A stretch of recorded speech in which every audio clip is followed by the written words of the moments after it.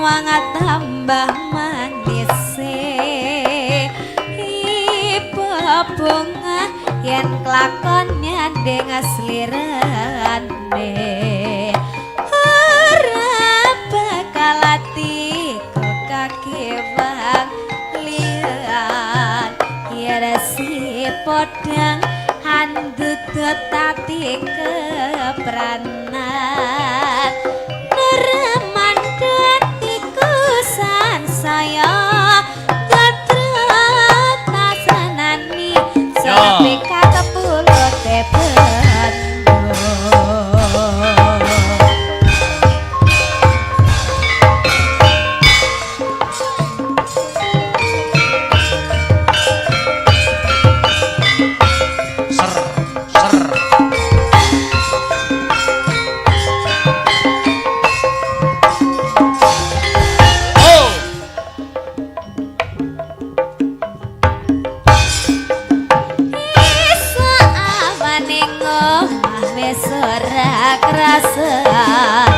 kaluyuran anggele iseng tak sayang mabang mitarangganku ngiteri narak rasa esawan nanti iman yenan liya kanya ya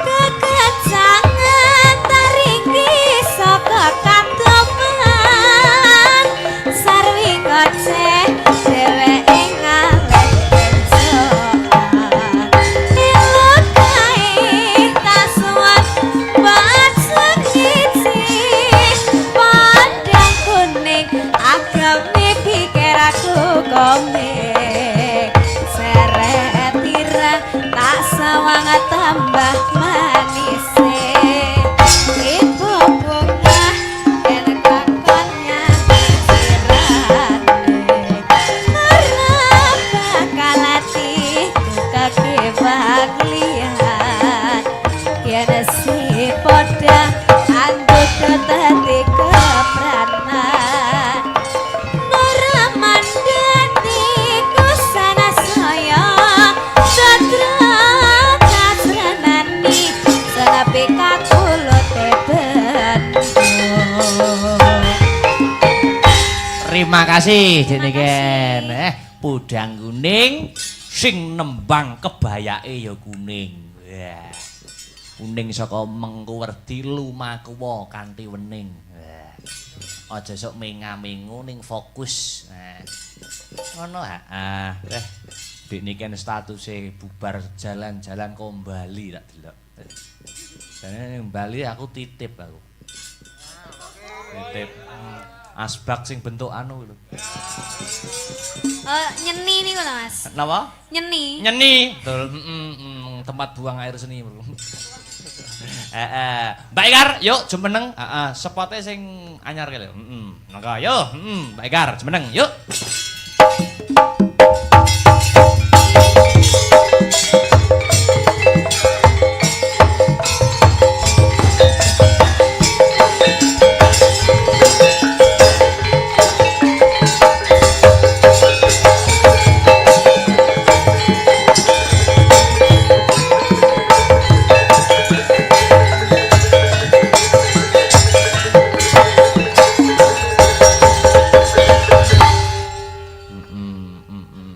Musik Mbak Enggar ya. Nggih, wonten pamundutan apa mboten? Pun sampun telas. Sampun telas. Nggih, sing musik wae, ben nyambut gawe. Ayo Mas Unio. Ayo. Aja dibanding-bandingke ya Mas. Aja dibanding-bandingke. Ya. Pripun, Pak? Nggih, aja dibanding-bandingke. Ya. Nggih. Taren riyen nggih, Pak. Yuk, maka. Ya, Weh, Mas Tracy belangkonan to, Pak Emang? Nggih no. Weh, elak. Pengeluaran terbaru niku Mas Tres.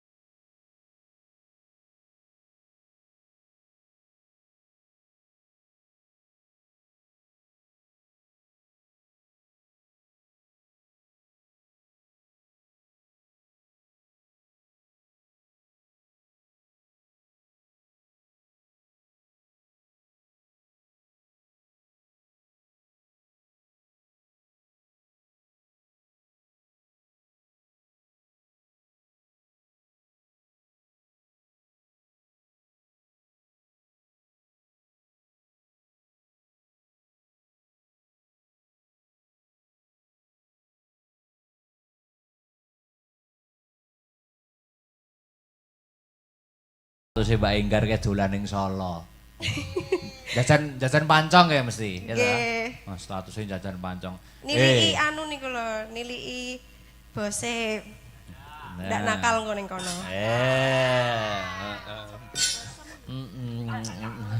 Sampean diajak Mas Arya tuku pancong ning ndi, Mbak? Sopo to? Ora aku ora ning Solo kok. Lho kene ning Solo tuku pancong statusnya. Ora. Oke, pancongke ning ngarep kapalan to tukune. Sing enak ki ora kono panconge. Nek sing luwih enak. Sing luwih enak nek aku karo Arya ki biasane nek tuku pancong. Nggih. Kuwi ning Guri RRI. Guri RRI. RRI Solo.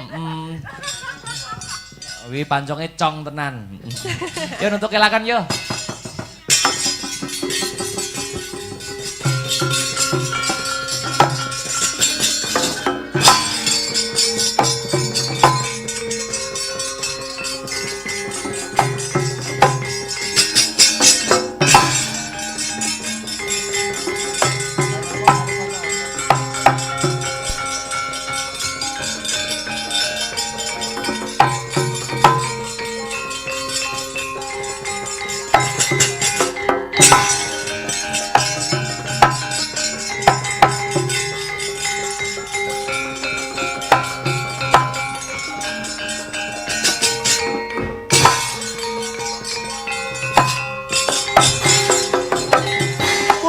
Sing langit kelap-kelap katon lir kencang risang maweh gandrung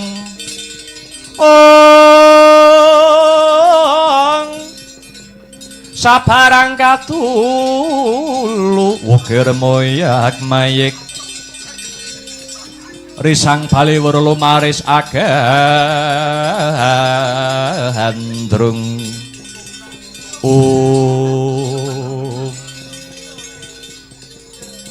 Gatotkaca kang prapta nuninggih Paman Janaka. Piye kabar kawusanane? Kowe ndak utus dinuta marang ing pertapan Cemara Gading saperlu ngebun-ngebun isukan Jawah. Sore ngelamar sekaring pertapan Dewi Jayeng Resmi putrane Begawan Jayeng Sabda kang tansah gumana musik ana ing telenging ati ning panangah Pandhadanjaya. Kepiye kabar kausanane kulup? Ngaturi wuninga. Paman Janaka iya piye cah bagus.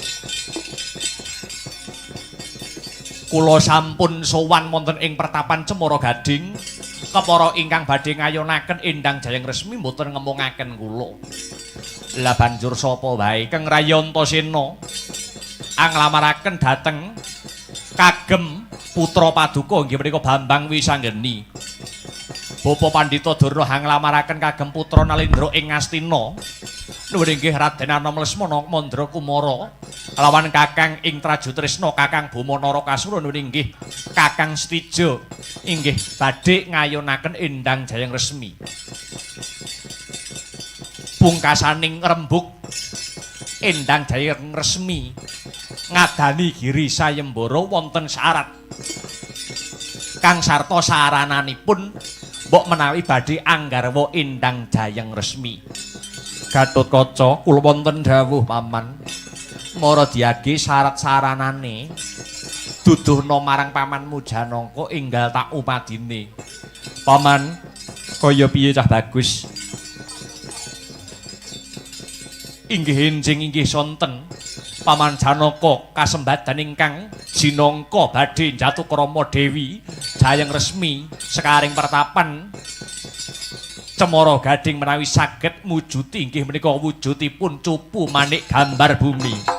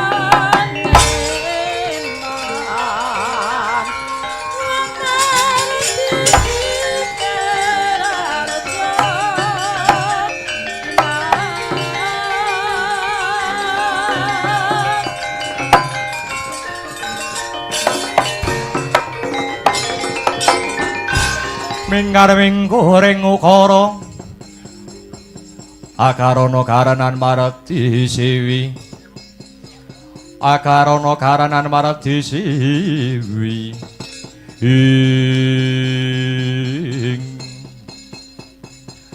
punika Kakang Banowati ingkang kepareng marak wonten ing ngarasanipun Dananjaya. Iya Janaka. Wonten wigatos menapa?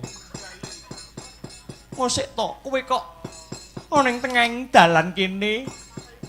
Apa wigatine kowe arep menyang ngendi, Dimas? Kakang Mbok.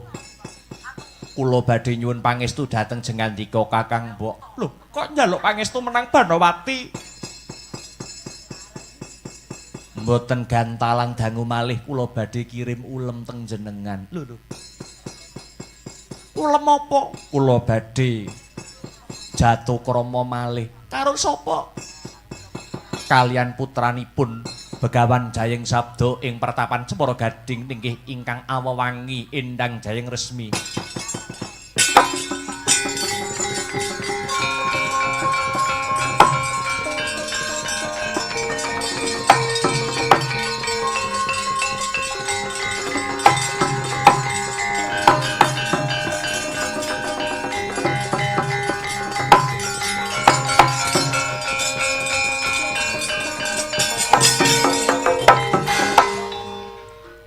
Para tekaku ngadhep nganing Dimas Janaka aku mung njaluk senjata pitulungan marang jeneng sira Yayi. Babakan menapa Kakang Mbok? Dimas, aku tinangisan kelawan putraku Lesmana Mandra Kumara. Njaluk rabi. Sing dirabi ya sing kok karepake ya kuwi Endang Jayeng Resmi. Ngalah ya Dimas, ngalah. Bantunen aku. Rapekno Lesmana Mandra Kumara kelawan si Endang Jayeng Resmi. Bojomu ki wis akeh, bojomu ki wis pirang-pirang kowe ora usah dadak arep rabi meneh. Kowe njaluk apa tak turuti. Apa ora eling nglakon jaman kepungkur bondoku sing paling larang mbok rebut. Bondoku sing paling larang ning donya ki sing ngrenggut kowe. Sing ngepek kowe ning cagak kebak tulisan warna abang tondo isih perawan. Tulungono ya Dimas, mbok menawa kowe bisa nyembadani pamotake Lesmana Mandra Kumara apa wae sing mbok jaluk bakal tak pinangkani Dimas. Lesmana Mandra Kumara ingkang rabinipun kelawan Endang Jayeng Resmi kula ingkang tanggung jawab. Matur nuwun Dimas.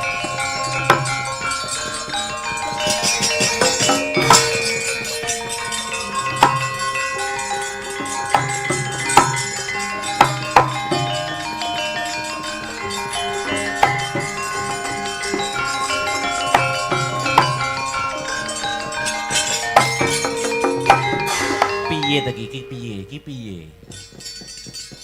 Jare Satria iki berbudi bawa leksana. Anak sampeyan Bambang Wisanggeni niku tesih Jaka dereng palakrama. Mbok sampeyan ki ngalah kalian Kang Putra to, Gus. Kok malah ngeboti wong liya tinimbang ngeboti anake dhewe. Kowe Semar Punakawan roh apa?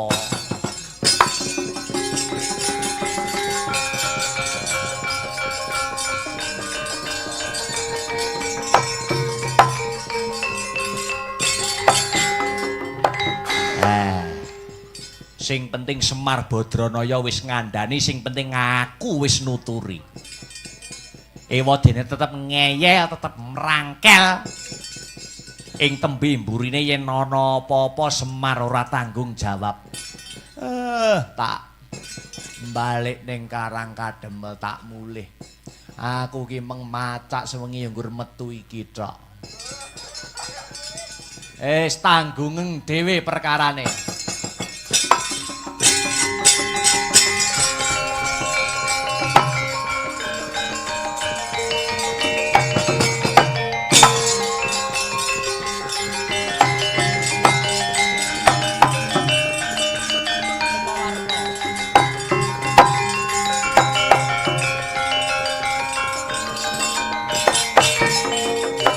merahina semubang iwang aruna kadinetrane nganggo rapuh sabdaning kuila ringgane goro saketer ginitunganing kunglir wuwu sing pinipanca ing madhek kayangan Eka Pratala Aradyan Antarja angadhep Bathara Eka Warna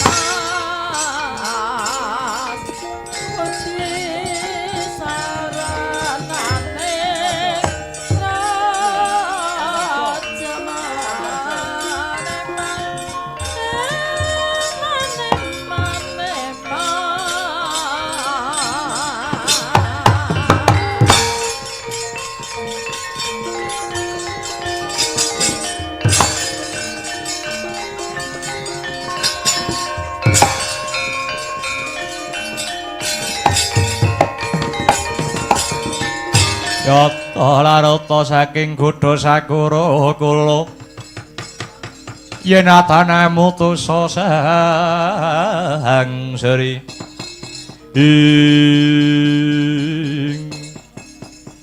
lho iki ndak sawang katone si Antarja ingkang prapta ana ing kayangan Eka Pratala ngadhep marang panjenenganing Sun Bathara Eka Warna. Nggih nggih Pukulun. Apa perlune he Antarja? Eyang Pukulun, kula badhe ngampil wujudipun cupu manik gambar bumi ingkang minangka paduka ingkang nyepeng kinarya serah-serahan manten, serah-serahan rabinipun Kang Rayi pun wisanggeni kalian putri saking Cemara Gading ingkang sesilih Endang Jayeng Resmi. Kowe bakal nyilih cupu manik gambar bumi lakar kados mekaten Eyang Pukulun. Ya Antarja yen kowe bakal nyilih wujude cupu manik gambar bumi bakal ingsun silihi merga apa?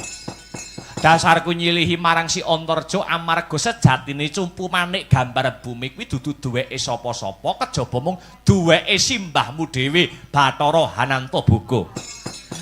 Yen putune bakal nyilih tartamtu bakal tak silihi tampanen cupu manik gambar bumi iki Antarja.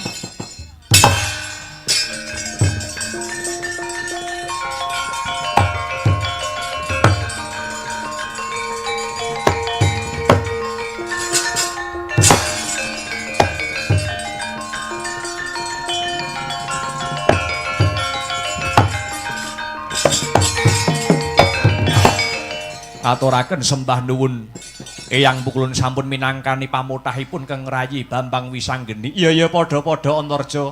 Kalilan kula nyuwun pamit tambahing pangestu badhe ngombyongi temantenipun pun Bambang Wisanggeni kalian Endang Jayeng Resmi. Iya muga-muga kasembatan Kang Jinangka ya Antarja nggih ngestaken dawuh Eyang Pukulun.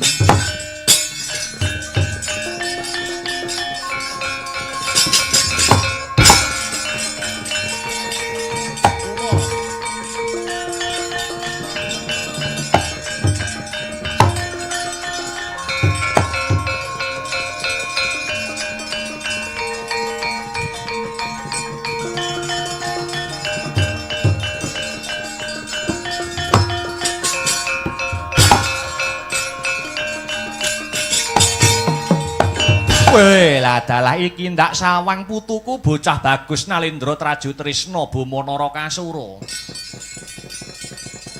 Lho niki Eyang Pukulun, tekamu rene ana pariga gawe apa he Bama Narakasura?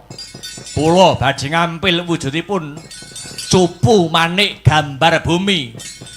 Minangka syarat sarana anggen kula badhe palakrama kalian Endang Jayeng Resmi saking pertapan Cemara Gading. Weladalah kujurane.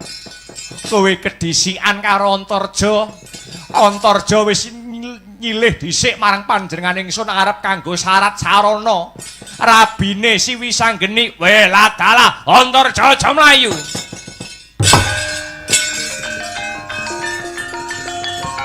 Antarja, parat kowe.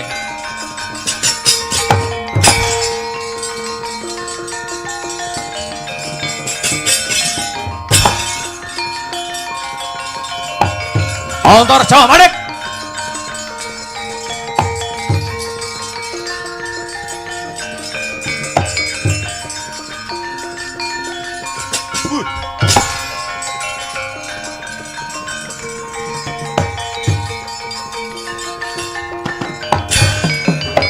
Aretane satriya linuwe kang maradi mring kautaman.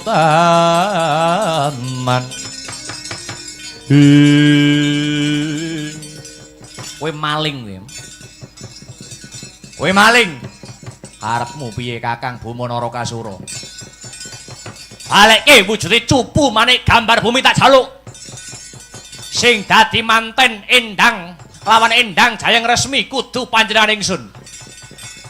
Aku mbok arani maling kowe aja murang tata. Cupu manik gambar bumi iki sing sejatine sing duwe iki mbahku Bathara Antaboga. Ning dititipake kelawan eyangmu ya kuwi Bathara Ekawarna. Mbuh ora arep.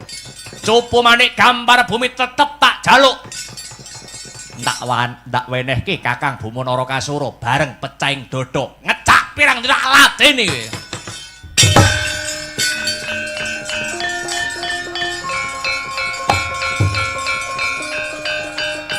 kowe.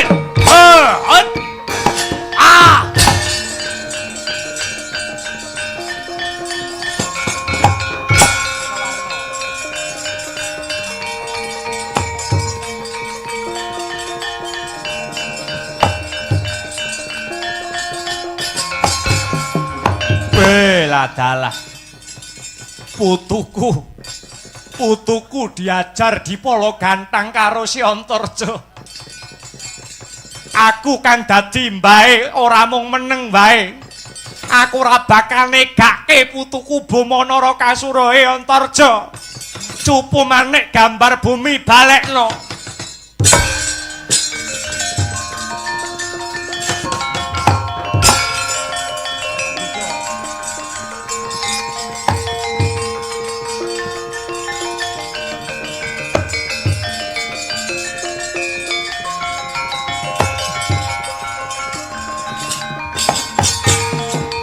Weladalah layak wiwit sore mripatku kaya dipulut. Putuku Antarja arep rabi diganggu Buma Narakasura. Lah kok mbae kae Ekawarna melu-melu kamangka sejatine cupu.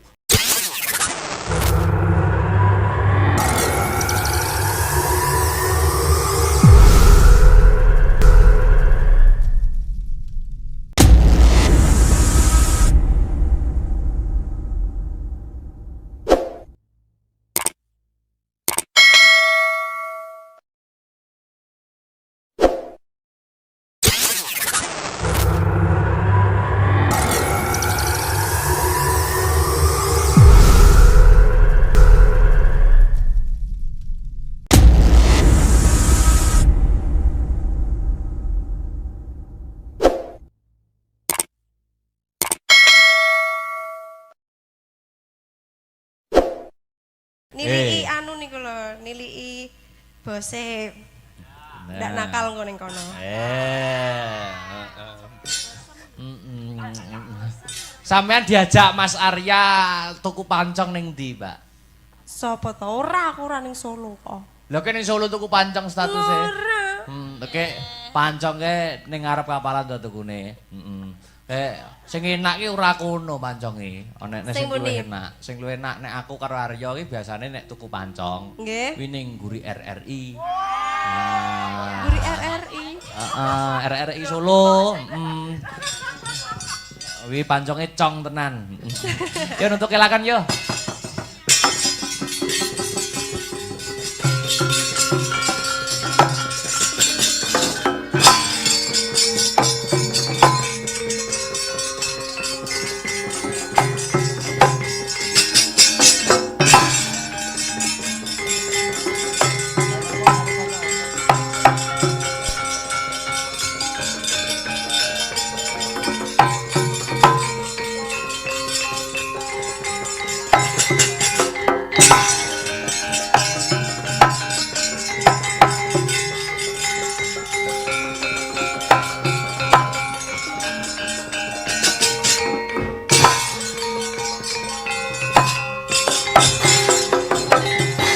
Kun sing langit kelap-kelap katon lir kincang risang maweh gandrung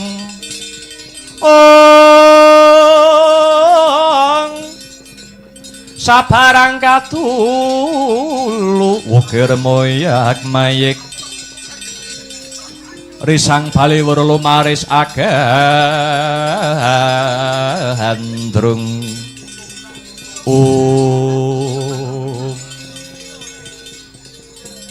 Gatotkaca kang prapta nggih Paman Janaka. Piye kabar kawusanane? Kowe ndak utus dinuta marang ing pertapan Cemara Gading saperlu ngebun-ngebun isukan Jawah. Sore ngelamar sekaring pertapan Dewi Jayeng Resmi putrane Begawan Jayeng Sabda kang tansah gumana musik ana ing telenging atining Panangah Pandhadanjaya. Kepiye kabar kawusanane kulup? Ngaturi wuninga. Paman Janaka iya piye cah bagus. Kula sampun sowan wonten ing pertapan Cemara Gading. Kepara ingkang badhe ngayonaken Endang Jayeng Resmi mboten ngemungaken kula. Lah banjur sapa wae Kang Rayantasena anglamaraken dhateng kagem putra paduka inggih menika Bambang Wisanggeni. Bapa Pandhita Durna anglamaraken kagem putra Nalendra ing Ngastina. Nuwun inggih Raden Anoman Lesmana Mandra Kumara lawan Kakang ing Trajutresna Kakang Boma Narakasura nuwun inggih Kakang Stija inggih badhe ngayonaken Endang Jayeng Resmi. Pungkasaning rembug Endang Jayeng Resmi ngadani Giri Sayembara wonten syarat kang sarta sarananipun mbok menawi badhe anggarwa Endang Jayeng Resmi. Gatotkaca kula wonten dawuh Paman. Mara diagi syarat saranane duduhna marang pamanmu Janaka enggal tak upadine. Paman, kaya piye cah bagus? Inggih enjing inggih sonten. Paman Janaka kasembadan ingkang jinangka badhe njatukrama Dewi Jayeng Resmi sekaring pertapan Cemara Gading menawi saged mujuti inggih menika wujudipun cupu manik gambar bumi.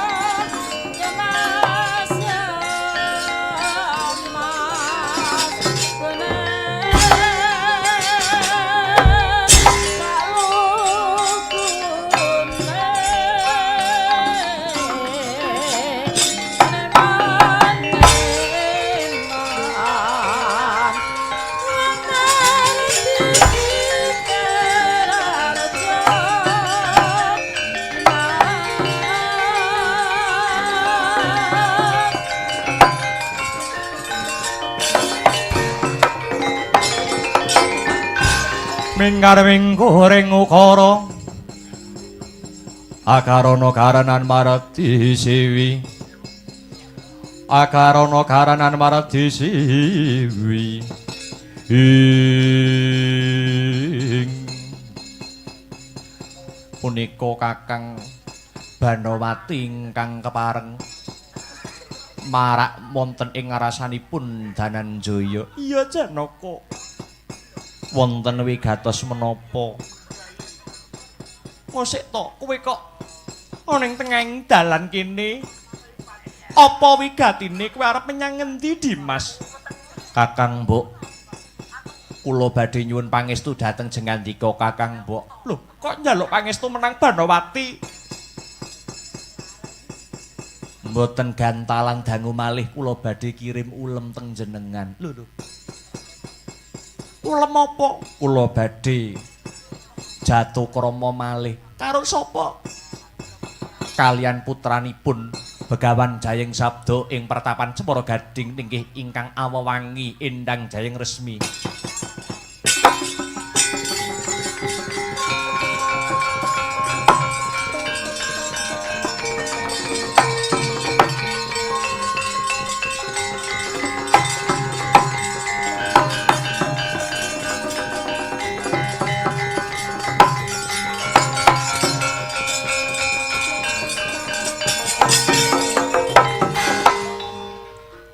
Para tekaku ngadhep nganing Dimas Janaka aku mung njaluk senjata pitulungan marang jeneng sira Yayi. Babagan menapa Kakang Mbok? Dimas, aku tinangisan kelawan putraku Lesmana Mandra Kumara. Njaluk rabi sing dirabi ya sing kok karepake kuwi Endang Jayeng Resmi. Ngalah ya Dimas, ngalah. Bantunen laku. Rapekno Lesmana Mandra Kumara kelawan si Endang Jayeng Resmi. Bojomu ki wis akeh, bojomu ki wis pirang-pirang kowe ora usah dadak arep rabi meneh.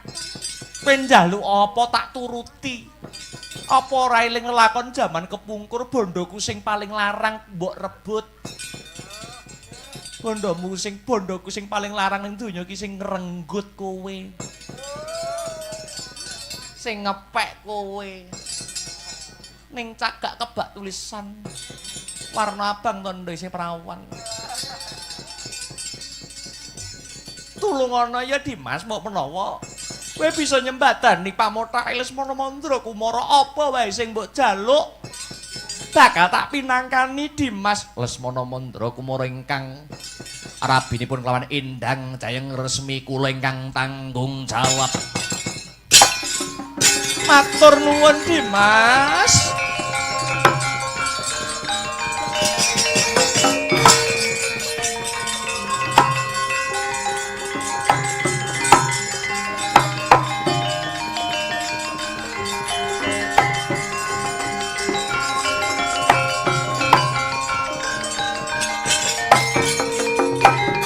Piye to iki piye?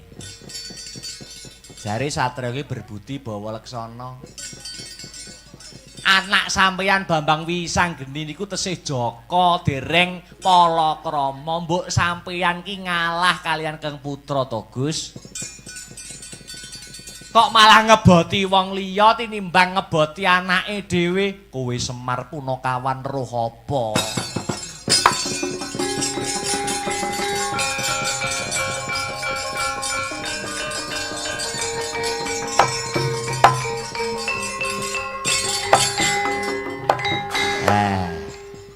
Sing penting Semar Badranaya wis ngandani, sing penting aku wis nuturi. Ewadene tetep ngeyel, tetep merangkel. Ing tembe mburine yen ana apa-apa Semar ora tanggung jawab. Tak balik ning Karang Kademel tak mulih. Aku ki meng macak sewengi nggur metu iki tok. Tanggung dhewe perkarane.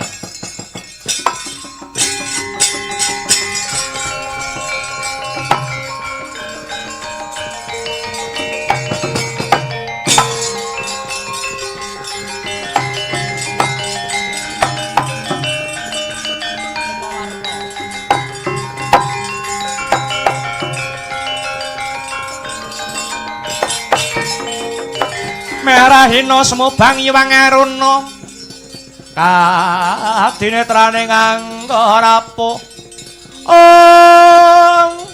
sabdaning kuila ringgane goro saketer ginitunganing kunglir wuwu sing pinipanca ing madeg kayangan Eka Pratala Aradyan Antarja angadhep Bathara Eka Warna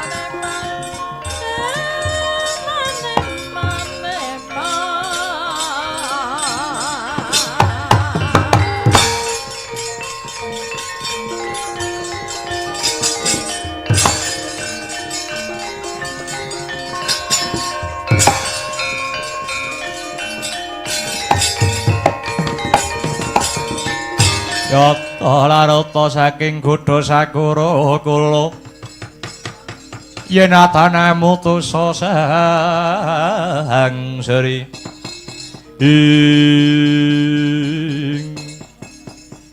lho iki ndak sawang katone si Antarja ingkang prapta ana ing kayangan Eka Pratala ngadhep marang panjenenganing Sun Bathara Eka Warna. Nduh inggih Pukulun.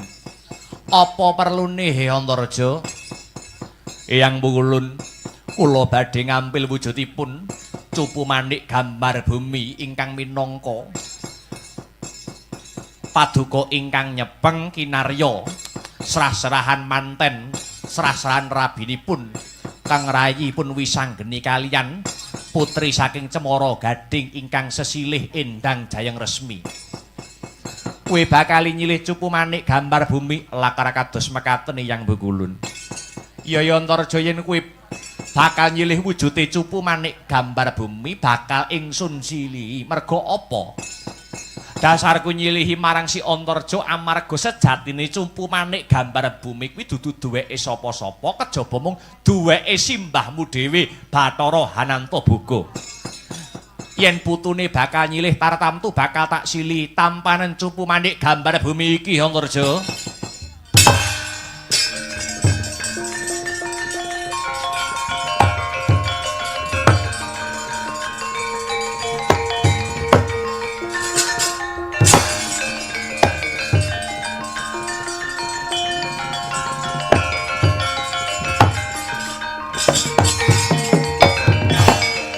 Aturaken sembah nuwun Eyang Pukulun sampun minangkani pamutahipun keng rayi Bambang Wisanggeni. Iya padha-padha Antarja.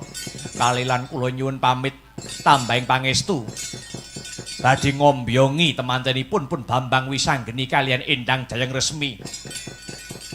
Iya muga-muga kasembatan kang jinangka ya Antarja nuwun inggih ngestaken dawuh Eyang Pukulun.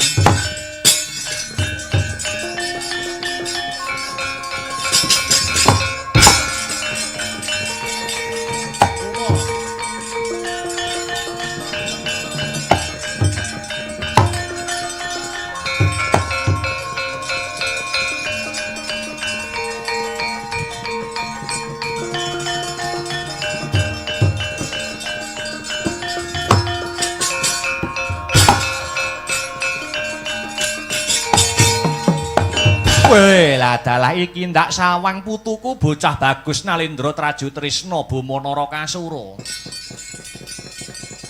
Lho nggih Hyang Pukulun, tekamu rene ana pariga gawe apa he Bama Narakasura? Kula badhe ngampil wujudipun cupu manik gambar bumi. Minangka syarat sarana anggen kula badhe palakrama kalian Endang Jayeng Resmi saking pertapan Cemara Gading. Weladalah kujurane.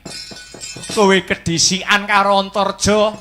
Antarja wis nyilih dhisik marang panjenengan ingsun arep kanggo syarat sarana rabine Siwi Sanggeni. Weladalah Antarja aja mlayu.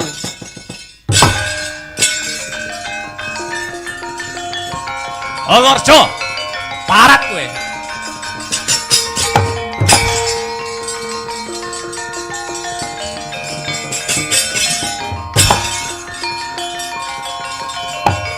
Antarja manik.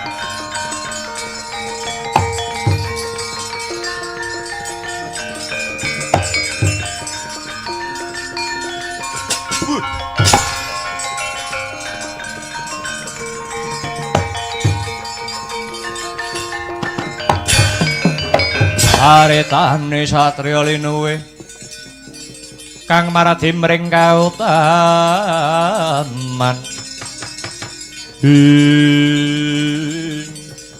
Kowe maling kowe. Kowe maling. Karepmu piye Kakang Buma Narakasura? Balekke wujude cupu manik gambar bumi tak jaluk. Sing dadi manten Endang lawan Endang Jayeng Resmi kudu panjenengan ingsun. Aku mbok arani maling kowe aja murang tata.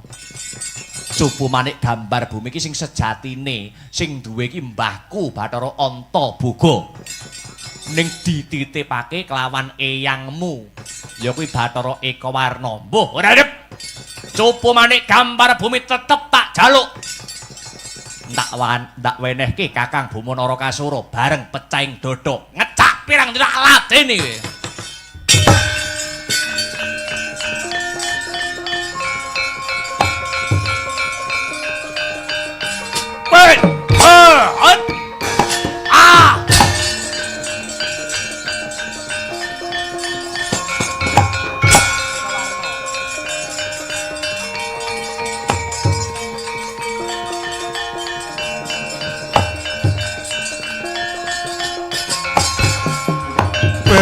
Adalah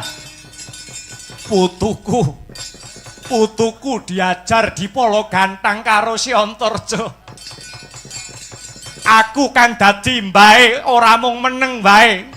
Aku ora bakal negake putuku Buma Narakasura Antarja. Cupu manik gambar bumi balekno.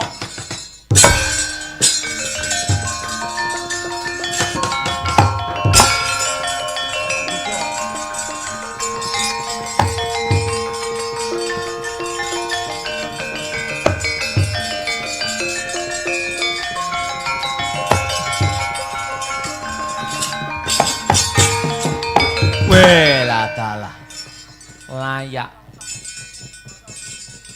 wiwit sore mripatku kaya dipulut. Putuku Antarja arep rabi diganggu Buma Narakasura.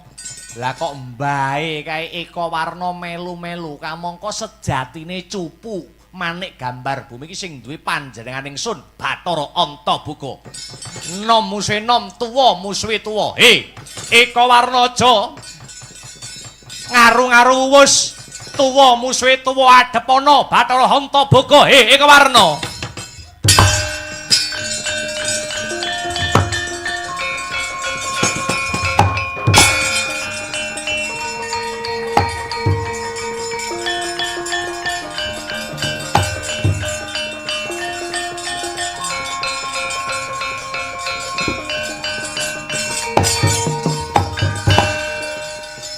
ayo, kowe aja melu-melu.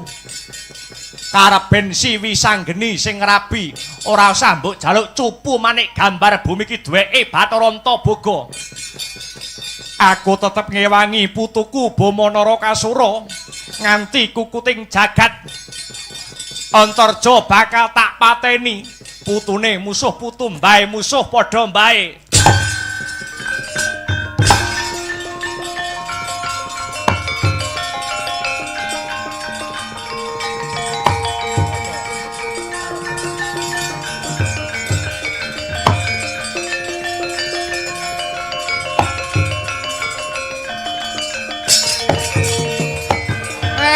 pragenjong Pak Pong tinegor wong.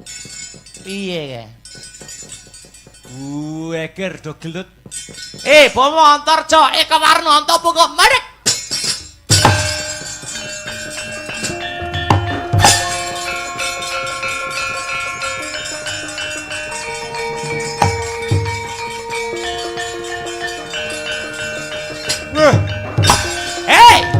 Madhek.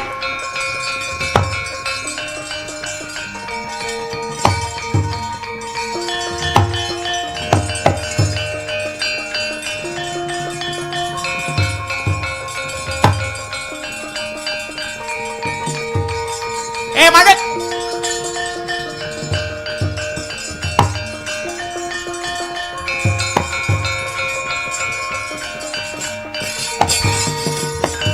Aja padha tukaran. Wis kinodrating jagat pinurba ing dewa yen si Jayeng Resmi kuwi dadi jodhone si Wisanggeni. Kowe barang Eka Warna karo Bama Narakasura aja mencak-mencak. Arep njaluk baline cupu manik gambar bumi. Saiki tak tekoni karo kowe Eka Warna karo Bama. Wonten dawuh pukulun. Yen pancen kowe menteng kelek pengen ngrabekke Bama Narakasura karo Jayeng Resmi, saiki tak takoni. Sejatine sing duwe cupu manik gambar bumi ki sapa? Ayo mulih Bama.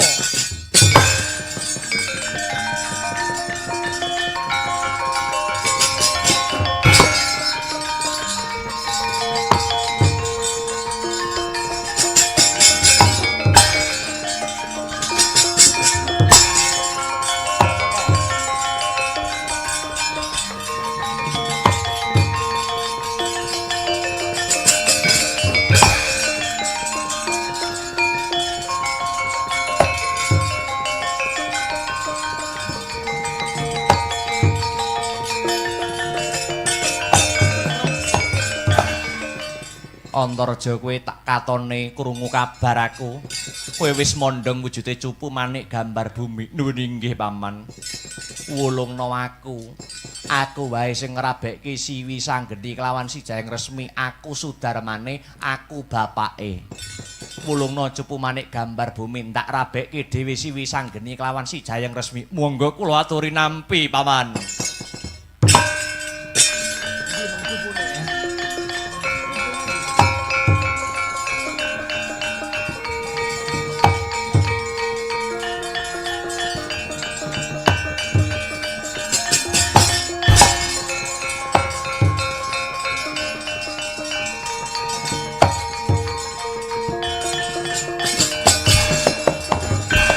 Lengane iku pripun?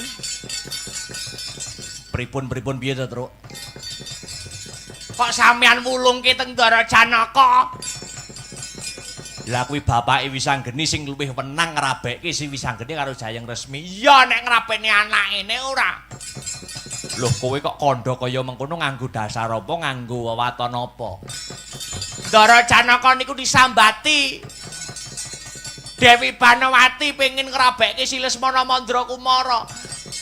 Cupu manik gambar bumi digawa Janaka, digawa Ndara Janaka badhe ngrabekke putrane Prabu Duryudana. Aduh mati aku.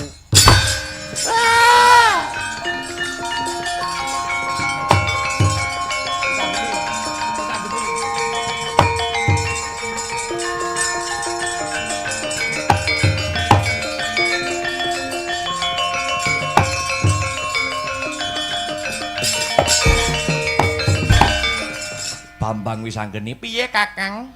Aku njaluk pangapura sing gedhe. Cupu manik gambar bumi sing wis ndak entuk saka kayangane Eka Pratala di jaluk wani karo Paman Janaka. Ning katone ramamu rasa rujuk kowe gandeng si Jayeng Resmi mergo bakal kanggo srasran manten. Si Lesmana Mandra Kumara bapakmu katone luwih ngeboti wong Ngastina. Aja semelang sing penting tugase Kakang Antarja wis rampung njaluk cupu manik gambar bumi ana ing kayangan Eka Pratala babakan digawa bapakku Kanjeng Rama Janaka kaleben Wisanggeni sing murba kang sarta wasisa.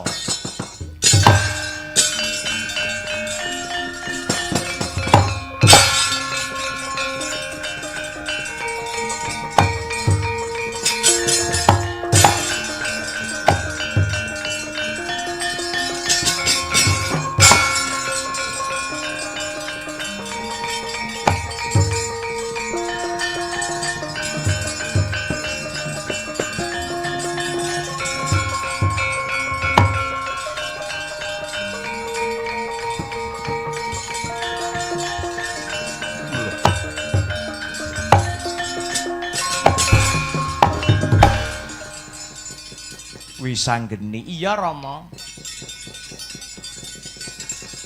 Iki kok drajak-drajak aku arep ngerabekke si Lesmana Mandra Kumara kelawan si Endang Jayeng Resmi. Kamangka ana syarate lho, Ma. Kamangka ana syarate lho, Ma. Syarate ya kuwi cupu manik gambar bumi. Apa wis panjenengan entukke, ha? Wujude cupu manik gambar bumi saka kayangane Kopratala wis ndak regem Wisanggeni. Coba njajal, yen wis pancen bener-bener Rama regem, aku kepengin weruh endi wujude cupu manik gambar bumi.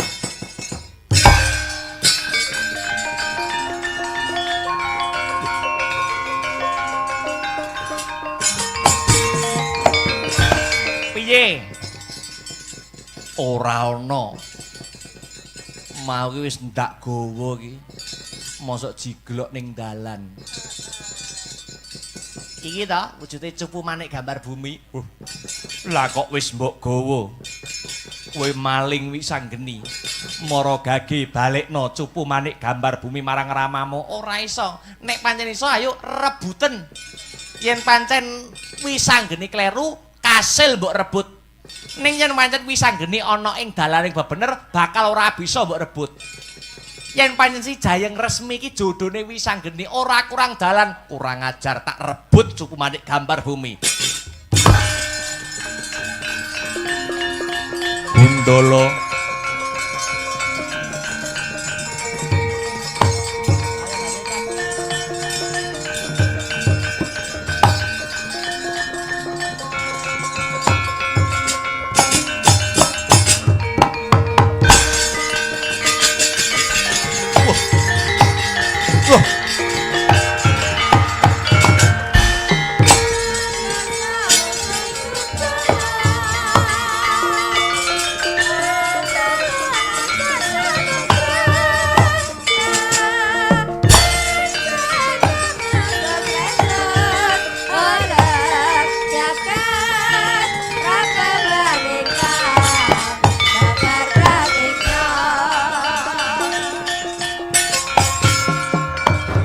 ragaku mancep ana ing lemah. Aku tulung ana Wisanggeni. Tekan kene kudune Rama Janaka bisa nyimpulake sing bener sapa, sing luput sapa.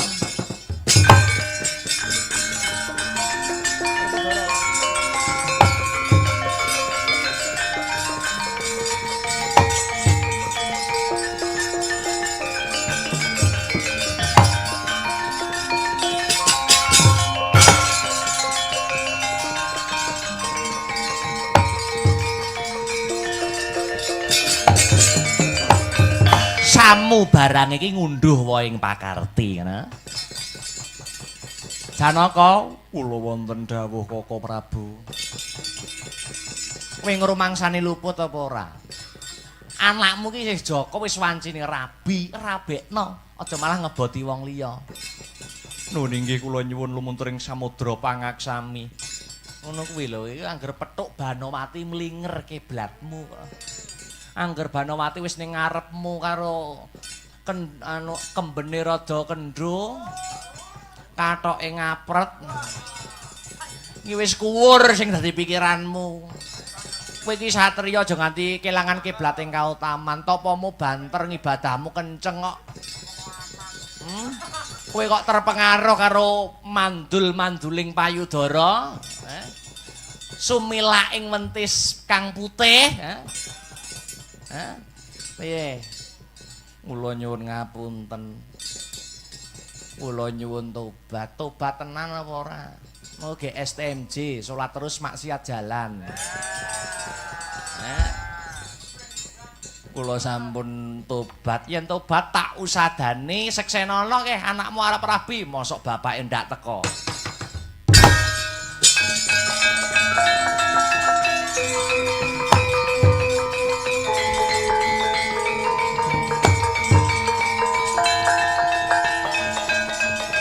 Ayo nyekseni lho nggih Kaka Prabu. Ayo Janaka.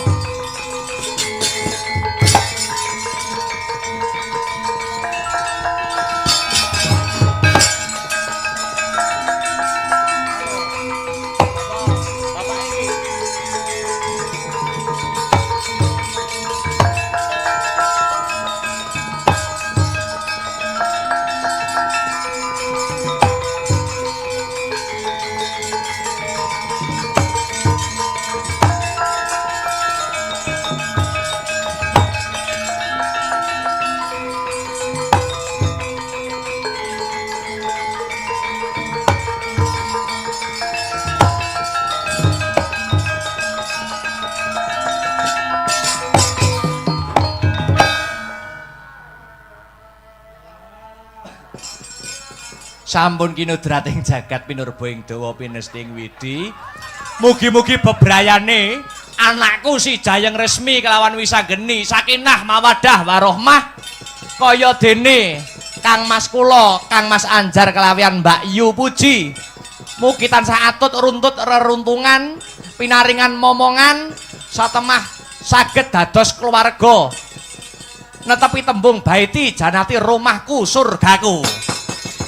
Selamat sing nanggap, selamat sing ditanggap, selamat sing nonton tanggapan, selamat sing ditanggapke wayang.